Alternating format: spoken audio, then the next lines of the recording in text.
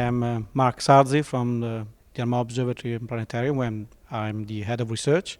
Astronomy is a very visual subject, and I'm very interested to see how we can, best understand our images and visualize the results that we have in a comprehensible way, and also in a way that allows to tap into the natural ability of the human brain to process data in a 3D environment. How this can be combined with artificial intelligence.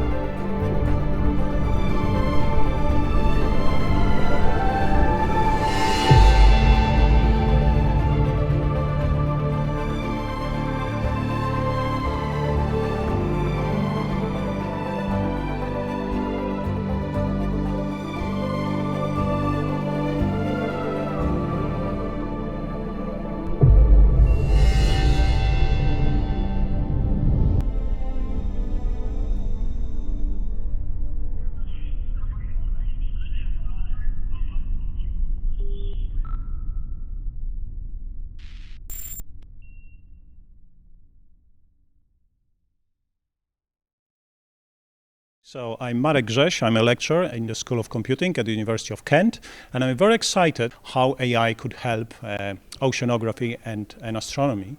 Because as an AI person, I like practical applications of AI, and I think the combination of those two disciplines is where we can really make some contributions. Like the very important role of AI is to pose questions and to make us think. So here when we are talking about data, so AI algorithms looking into the data, analyzing data, I think that I should emphasize the exploratory role of data analysis, where we want to process data and we want to ask interesting questions. And I think this is important both for research and educations.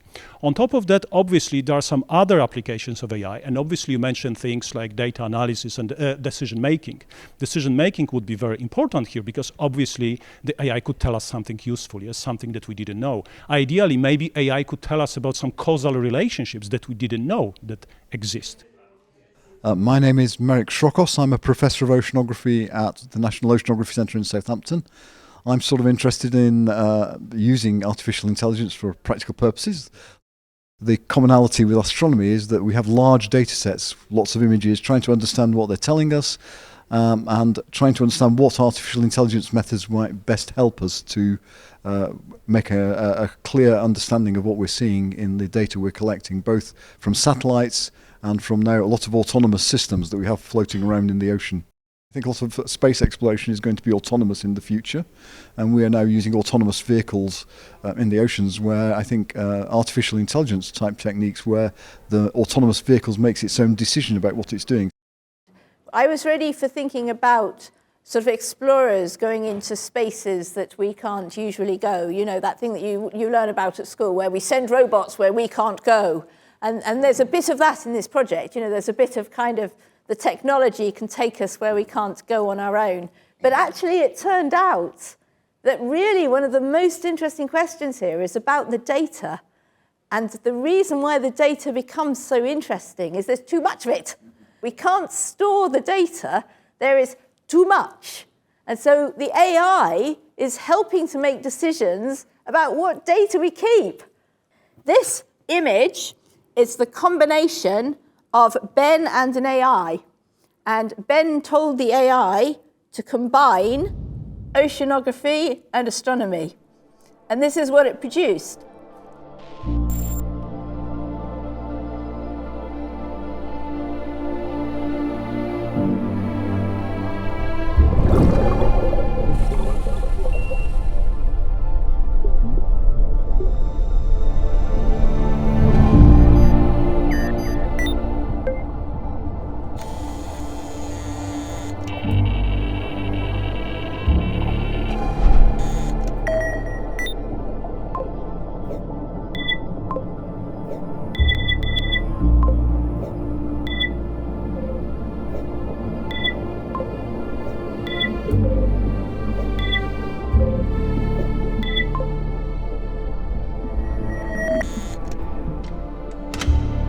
When I saw this image, it had so many stories in it. There's kind of like the fragility of the Earth the importance of water for life.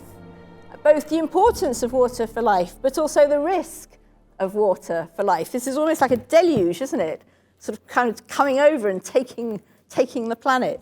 There are kind of messages here about, as I say, both the beauty and the wonder of being the watery planet, the blue planet, but also that risk of working with water.